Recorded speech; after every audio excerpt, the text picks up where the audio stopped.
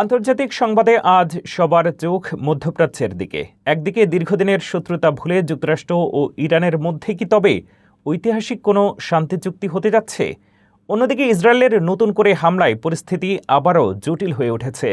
মার্কিন president Donald Trump জানিয়েছেন, ইরানের সাথে তার খুব ভালো আলোচনা হয়েছে এবং একটি চুক্তিতে পৌঁছানো এখন অনেকটাই সম্ভব। ওয়াশিংটনের দেওয়া 14 দফার একটি প্রস্তাব বর্তমানে পর্যালোচনা করছে তেহরান। আজই মধ্যস্থতাকারী দেশ পাকিস্তানের কাছে নিজেদের চূড়ান্ত প্রতিক্রিয়া জানাতে পারে ইরান।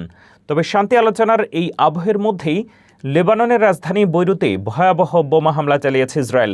গত 17 এপ্রিল নামে মাত্র যুদ্ধবিরতি কার্যকর হওয়ার পর এই প্রথম বৈরুতে হামলা চালালো তারা। অন্যদিকে গাজায় ইসরায়েল প্রতিদিনের বোমা বর্ষণকে যুদ্ধবিরতি চুক্তির চরম লঙ্ঘন বলে তীব্র নিন্দা জানিয়েছে হামাস। শান্তি প্রস্তাব এবং পাল্টাপাল্টি হামলার এই দ্বিমুখী অবস্থানে মধ্যপ্রাচ্যের ভবিষ্যৎ এখন কোন দিকে মোড় নেবে তা নিয়ে বাড়ছে উদ্বেগ।